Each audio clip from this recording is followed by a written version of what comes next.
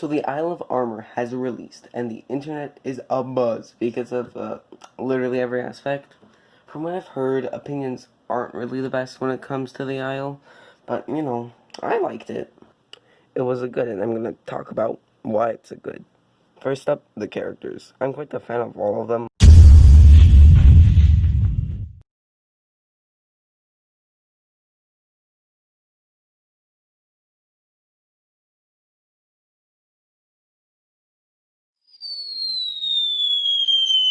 Like Avery and Klara, but more specifically Avery, since he's the one I got. He's a snarky little boy who just wants to feel like he isn't a disappointment to his family, and he does this by being a disappointment of a human. Okay, no, but kinda. He's not the nicest at first, let's say.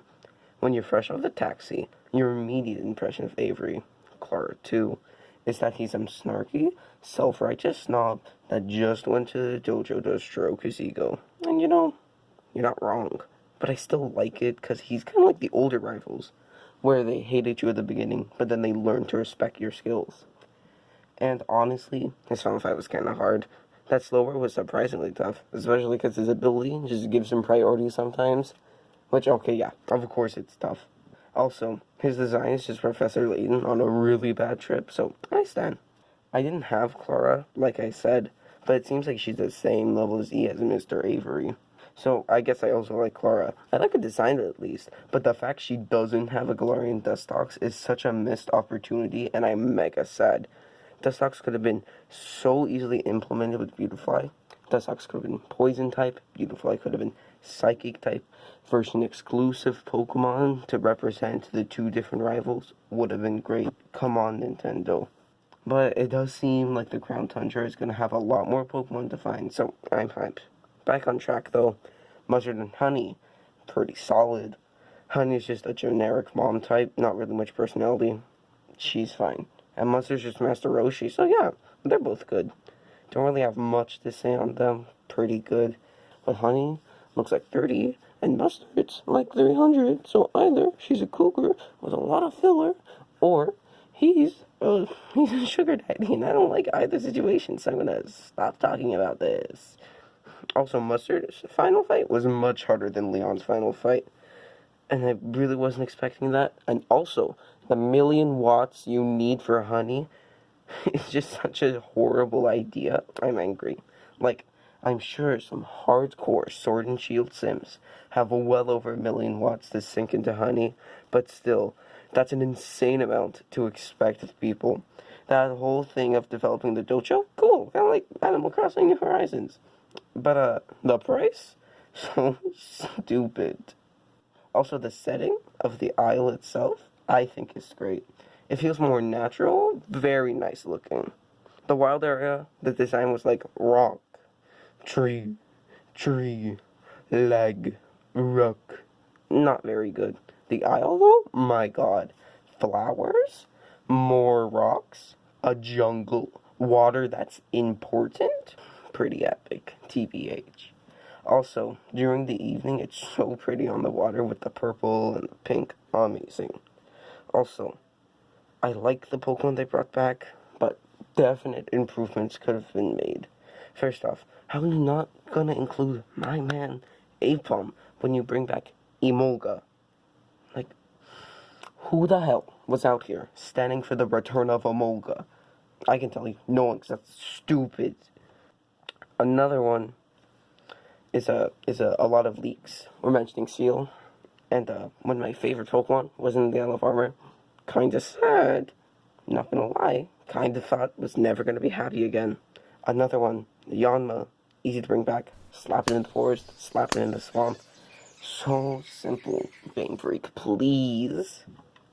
Also, could have brought back Tropius from a tropical region to another tropical region. Maybe give it a Galarian form. Super easy makes this new Pokemon relevant again. Come on, Game Freak. Now shifting from that topic, since I honestly could stay on forever, the story of the DLC, it was very much there. It really just serves to make you travel the island and not much else, which honestly is fine. With Pokemon, I'm not expecting some ground-shattering plot. I'm expecting a plot, which it had, so nice. Also, Kubfu, pretty solid. I'm quite the fan of both its and Urshifu's design, but cool Kung Fu Bear. What can I say?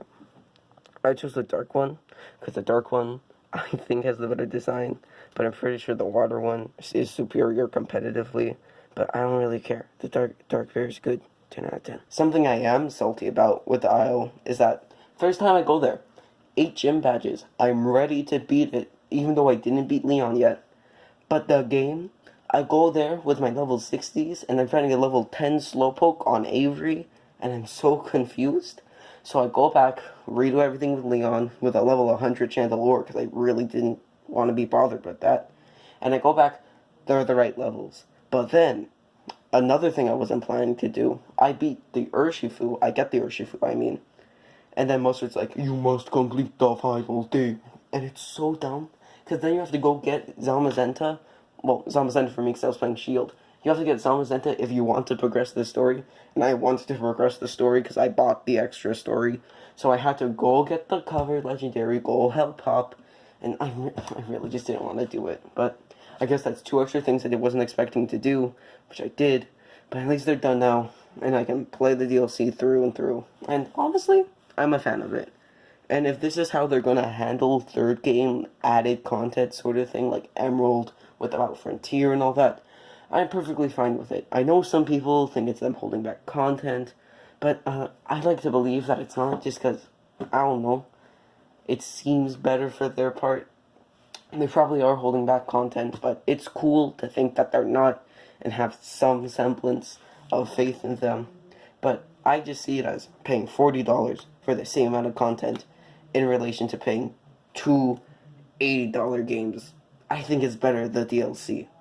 I'm completely fine with it. Also, Crown Tundra's looking really good, and if it's disappointing, I'm gonna be so extra sad because of how many legends they're putting in. That new Max Raid Cavern mechanic looks great, and I'm really excited for it.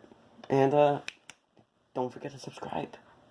Also, big thanks to Emma for making all the good-looking stills in this video, because she's the one with the actual artistic skill, and she also edited the whole thing, which was really nice of her. And if she made me seem like a big dum-dum with the way she edited, very rude, Emma. I did not appreciate that. 0 out of 10. But also, thank you.